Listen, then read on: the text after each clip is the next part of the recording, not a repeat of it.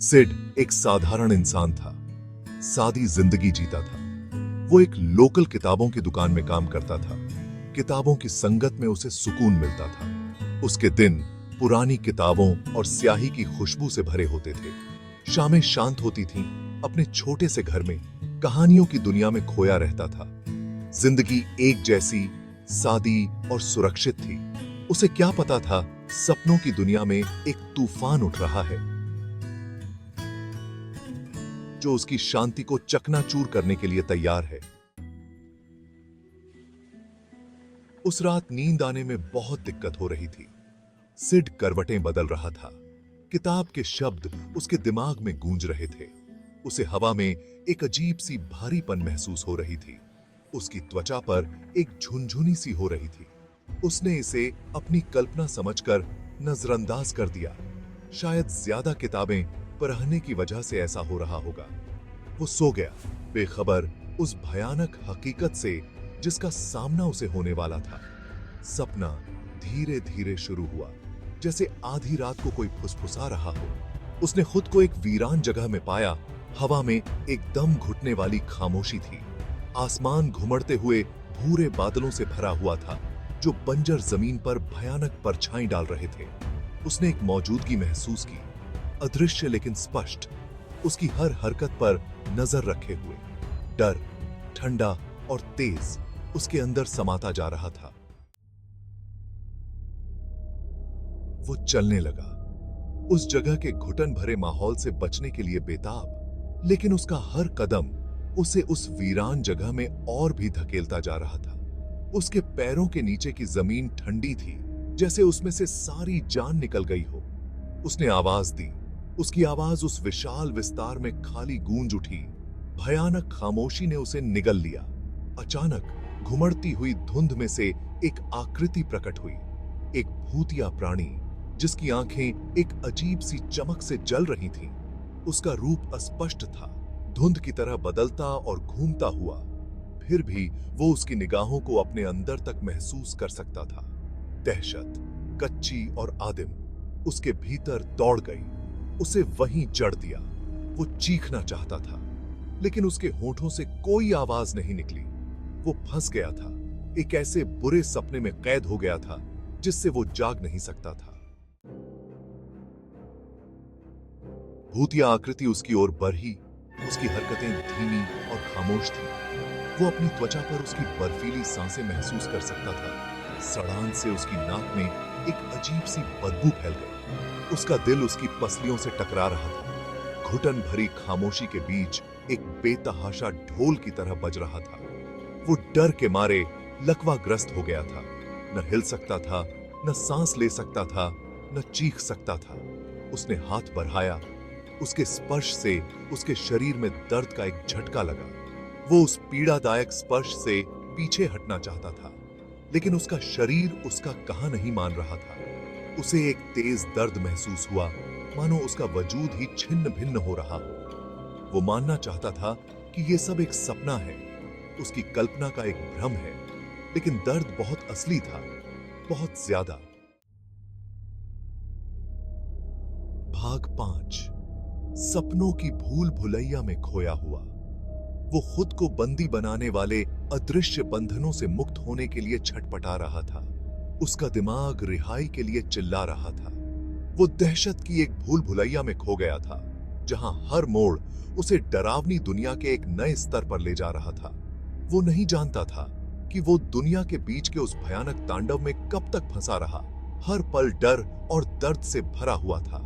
जब उसे लगा कि अब वो और नहीं सह सकता, तो सपना फीका पड़ने लगा। भूतिया आकृति धुंध में वापस घुल गई। वीरान जगह रंगों के घूमते हुए भंवर में घुल गई। उसे वापस खींच लिया गया, पागलपन के कगार से दूर। उसकी इंद्रियां धीरे धीरे वापस लौट आईं। भाग 6। खौफनाक स्पर्श। वो हांफते हुए उठा। उसका शरीर पसीने से तर था। उसका दिल उसके सीने में ढोल की तरह धड़क रहा था। बुरा सपना खत्म हो गया था, लेकिन दहशत अभी भी बाकी थी, जो उसे कफन की तरह लपेटे हुए थी। उसने अपने कमरे में चारों ओर देखा। हर परछाई में उसे वो भूतिया आकृति दिखाई दे रही थी। फर्श के तख्ते की हर आहट उसके भूतिया कदमों की तरह लग रही थी। वो अभी भी अपनी बांह पर उस बर्फीले स्पर्श को महसूस कर सकता था, उसकी त्वचा पर उस तेज दर्द को। उसने उस जगह को छुआ, उसे जलन का निशान मिलने की उम्मीद थी, उसके बुरे सपने का एक भौतिक प्रकटीकरण।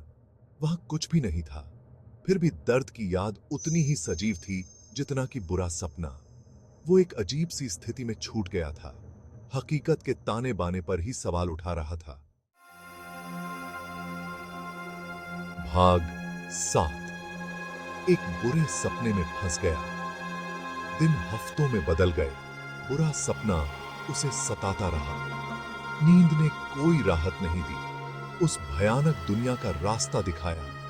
उसे आंखें बंद करने से डर लगता था, फिर भी नींद उसे अपनी चपेट में ले लेती, उसे वापस उस वीरान जगह पर, उस भूतिया आकृति के चंगुल में खींच ले जाती। वो अपने आप में सिमट गया, अपनी पुरानी शख्सियत का एक साया बन गया।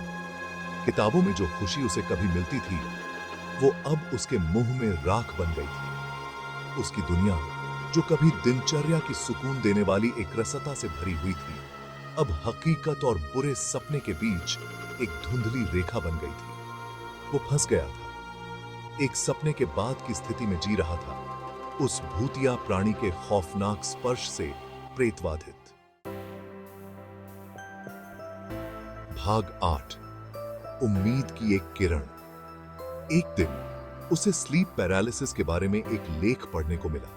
एक ऐसी स्थिति जहां जागृत और नींद के बीच की रेखा धुंधली हो जाती है, अक्सर मतिभ्रम और डर की भावना के साथ। उसने इसके पीछे के विज्ञान के बारे में पढ़ा, अकथनीय के लिए तर्कसंगत स्पष्टीकरण। उसके भीतर उम्मीद की एक किरण जगमगा उठी।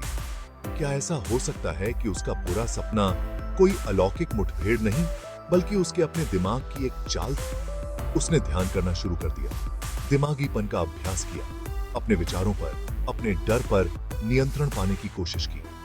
उसने तर्क संगत स्पष्टीकरणों को थाम लिया, अपने बुरे सपने के वैज्ञानिक निराकरण में सांत्वना पाई।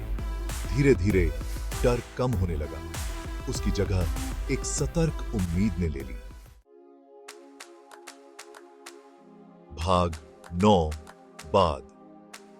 बुरे सपने रातों रात गायब नहीं हुए, वे बने रहे, लेकिन उनकी पकड़ कमजोर हो गई। उसने संकेतों को पहचानना सीख लिया, खुद को याद दिलाना सीखा कि यह सिर्फ उसका दिमाग था जो चालें चल रहा था।